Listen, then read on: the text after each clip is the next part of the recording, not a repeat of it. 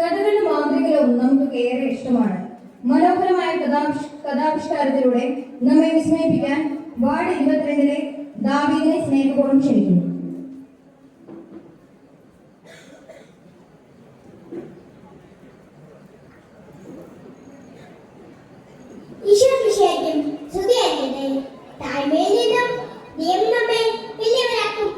നിങ്ങളതിൽ വിശ്വസിച്ചിട്ടുണ്ടോ? എന്നാൽ ഞാനൊരു കഥ പറയാം, കേൾക്കണേ. ദാവീദും ഗോലിയാത്തും. ഇസ്രായേൽ ദേശത്തെ ഒരു കൊച്ചു പയ്യനായിരുന്നു ദാവീദ്.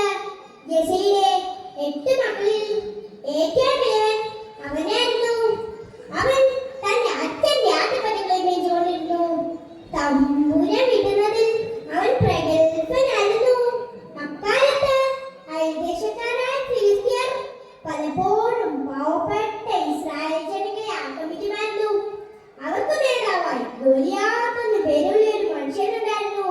ഭീമാകാരൻ, മല പോലുള്ള ഒരാൾ, 6 മുഴത്തിലധികം ഉയരം, അതിനത്ത വണ്ണം. അവന്റെ തലയിൽ പിച്ചള തൊപ്പിയുണ്ടായിരുന്നു. ഇത് കണ്ടാൽ ആരെങ്കിലും വിസർക്കാതിരിക്കുന്നു. ഗോലിയാത്തിനെ തോൽപ്പിക്കാൻ ആർക്കും സാധ്യമായിരുന്നില്ല. ഫിലിസ്തീന്റെ ശല്യം മൂലം ഇസ്രായേൽ ജനങ്ങൾക്ക് കിടന്നു പൊറുക്കാൻ പറ്റാത്ത സ്ഥിതിയായി. സൗൽ രാജാവ് പോലും ഭയന്ന് വിറച്ചാണ് ജീവിച്ചിരുന്നത്. ഈ സന്ദർഭത്തിൽ രാജാവ് ഒരു വിളംബരം നടത്തി. ശക്തിമാനായ ഗോലിയാത്തിനെ തോൽപ്പിക്കാൻ കഴിവുള്ള ആരെങ്കിലും ഉണ്ടെങ്കിൽ മുന്നോട്ട് വരിക. ഈ വിളംബരം കേട്ട് നാട്ടിലെ യുദ്ധവീരന്മാരെല്ലാം തല ഉള്ളിലേക്ക് വലിക്കുകയാണ് ചെയ്തത്. എന്നാൽ പാഴനായ ദാവീദ് ദേഹത്തിൽ പൂർണ്ണമായി വെച്ചുകൊണ്ട് ഗോലിയാത്തോട് ഇങ്ങനെ പറഞ്ഞു: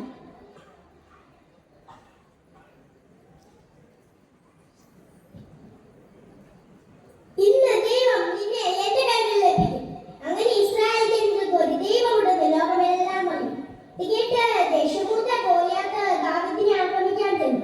ദാവീദ് കല്ലെടുത്ത് കണ്ണിൽ വെച്ച് ഗോലിയാത്തിന്റെ നെറ്റിക്കിട്ട് ആഞ്ഞെറിഞ്ഞു. കല്ല് ഗോലിയാത്തിന്റെ നെറ്റിയിൽ പതിച്ച് ഗോലിയാത്ത് മല പോലെ നിലംപതിച്ചു. ഒരു നാടിനെ മുഴുവൻ കർപ്പിച്ച ഗോലിയാത്തിനെ ഈ കൊച്ചു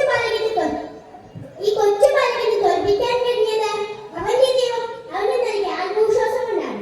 ഭയനായ ദാവീദ് ചെയ്തതുപോലെ ദൈവത്തിൽ ആശ്രയിക്കുകയും പരസ്പരം സഹകരിക്കുകയും ചെയ്യുമ്പോൾ എല്ലാ പ്രതിസന്ധികളും മറികടക്കാൻ നമുക്ക് സാധിക്കും. ജീവിതത്തിൽ മുഖമുണ്ടാകുമ്പോൾ നിരാശപ്പെടാതെ മുന്നേറാം.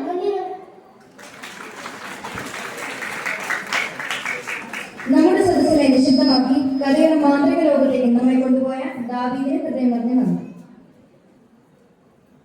ചിലപ്പോൾ ഒരു തെറ്റായ